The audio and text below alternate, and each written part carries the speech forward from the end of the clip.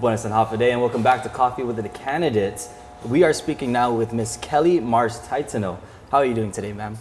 Pretty good. It's been an eventful morning already, but pretty good. That's good to hear. So let's go ahead and just get this started. The first question I want to ask is, can you give us a little bit of your upbringing, your background? What makes you you? Yeah, well, you know, my parents came out here in the 60s as educators, and so I consider myself a daughter of Guam. I grew up here, and I also have lived in various parts of the island. So I spent most of my years in Dedado, Manilao also, and Ipan Talafofo. And so with that, I feel like it helps me understand the different aspects about our community and our island, having experienced that. Also, I've been an educator for over 20 years, specifically at the University of Guam for 14 years. And so I have studied and taught about our region, and I feel that that gives me a lot of insight into the beauty and what's special about our island, but also the struggles and the challenges.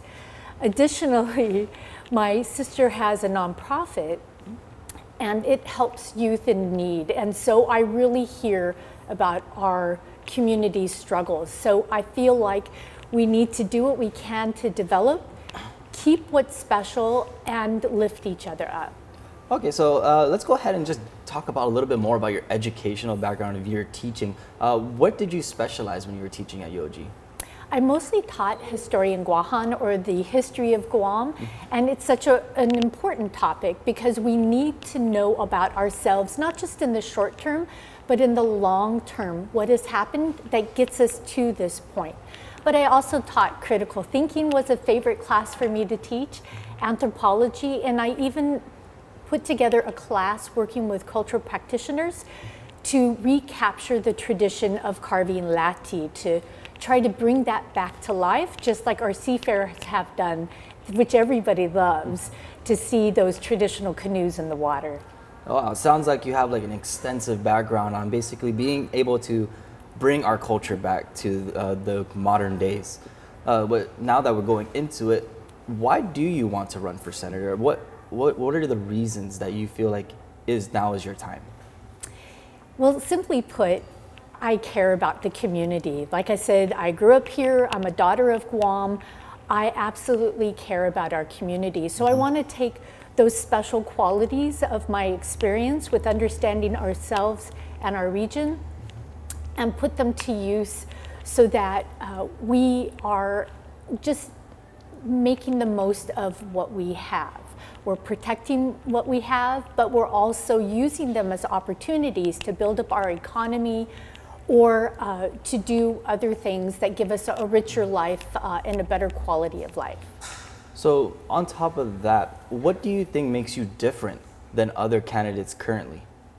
Well, one of the things I would say is most of my professional career has been about learning about, but also reaching out to the community. I do a lot of community outreach.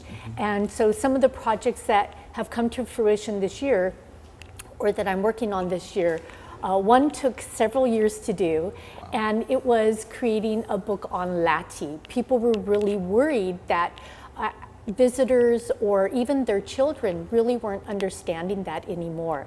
And so I worked with 80 cultural practitioners, artists, historians, archaeologists, historic preservationists, and educators to get all of that understanding into a solid book. And I was really quite pleased because it had professional review, and both of the reviewers called it a model of its kind. But also I want to emphasize, because people kind of know that about me.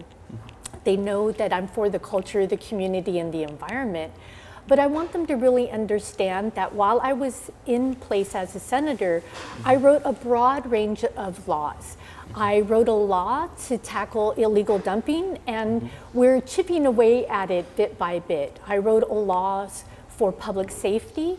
One of them is about I was the first one to write about early voting, and we did that to make it safer, but also more convenient, so that our sacred right to vote is still in place. And I wrote laws about building up and strengthening the economy. So when you're in there, you have to care about everything, and I really understand that. It's fascinating that you brought up that you were a previous senator before, and that actually segments into one of the questions I wanted to ask. And is your previous campaign going to be any different to the one you're currently doing now?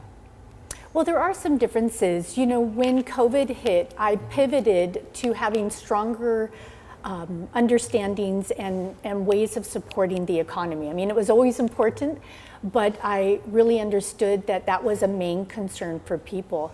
And so, like I said, I wrote different laws to support and strengthen our economy.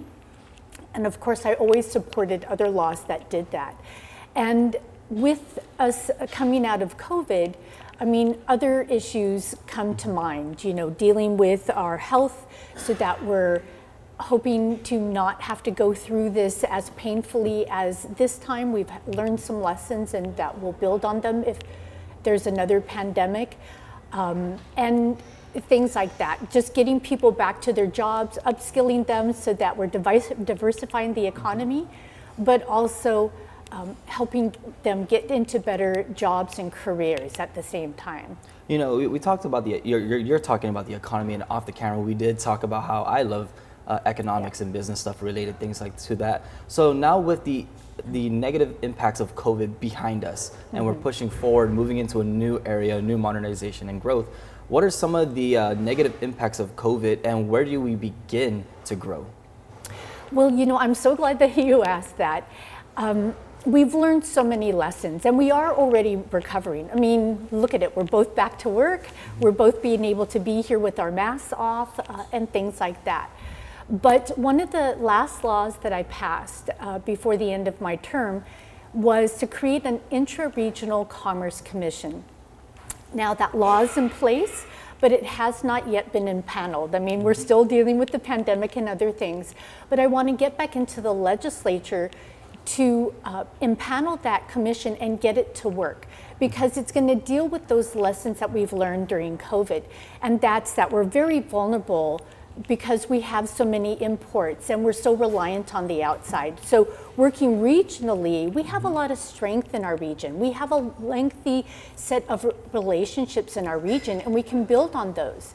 We can be working with Taiwan, the Philippines, and the rest of Micronesia, and we can even go farther if we want to. But that will help us with food security. It can help us tackle some of our health care issues, and certainly economic opportunity. For example, Taiwan is great in research and development. And so we can continue to partner with them and really build up those opportunities. Speaking of the outer islands, all the regions that are around us, tourism is one of Guam's main sources of economic benefits and everything like that. What are some of the ways that Guam can tackle what the pandemic has made us lost in tourism? Well, one of the things that they talk about is it's so important that if tourists are going to go out, they want to go out for some really strong reasons, right? And so one of the things that they say is really important is having cultural authenticity. And if there's something that Guam, the Marianas, and Micronesia has, is we have a lot of potential ways to build up, represent, and share our cultural authenticity. So that's one of the directions we can really work on. And again, as a region, if we work on it together, we could even sell packages. And I've seen people do this. I've lived in Palau for 4 years. And while I was there, I saw that Germans who were also colonizers out here, they wouldn't just come to Palau. They would revisit their colonial holdings. And so they would go from Yap to Palau and perhaps on to Pohnpei or somewhere else. So there are a variety of ways that we can build up that tourism market by working together, but also individually. One of the resolutions I did, and again, it was one of the last ones I did, was to protect our whales. We are an area that's rich in whales. And so the whales are wonderful in and of themselves, but they also help keep our oceans healthy and sustainable, and fishing is very important for us for feeding ourselves and our families. But also, it's a huge economic opportunity where people will travel specifically to countries and areas that have something like whale watching. 20% of the people who come to Guam They participate in dolphin watching. So how much more so would they be interested in whale watching? And it's much more lucrative in that you can charge even more for taking tours of whale watching. So those are the ways that you can put together sustainability, caring about the environment, but also with building up the economy. So you said something about your previous resolutions and legislative acts. I wanted to know, if you were elected into office right now, what would be the first legislative act that you would pursue? Well, there are so many things that I've been thinking about. I mentioned a couple of those already. I've definitely been looking at some acts about education, certainly continuing to build on our illegal dumping. But perhaps what's most in our minds is concern about safety. And so with those issues with safety, I really want to take a look at how we can build up our customs, because those drugs getting in and the crime and violence that comes with it, those I think are what concern us at the deepest level. So I might, in my first act, really tackle some of those issues that help us fight against the drugs and the crime and violence that comes with it. Okay, so final question. What makes you different than the other candidates that are possibly going in with maybe the same type of motives and focus as you? Yeah, you know, I believe in a couple of things, well, many things, but a couple of things in regards to the question you asked. And they are that it's important to come with diversity. So I have a social science background. I have 20 or 30 years of carrying it out, like I said, studying it and teaching about it in ways that maybe no other candidate has, which gives me a real depth of understanding. But also we need to have some of those commonalities. So even though I might not be the only one who cares about sustainability, when you get in there, you need at least a vote of 8. So even though some of us will share caring about sustainability, caring about some of these other issues, we actually need that in order to get the bills passed. We've heard so many times of a bill that we might really care about, but if they can't get the 8, it goes nowhere. So I come with that different background, but I also come with perhaps some commonality with the others. The other is I have a real record of speaking truth to power. So way before I was a senator, this is why people, including some of our Surahanas, asked me to run, is they know that I will stand up for what is right and call for what is best for our community.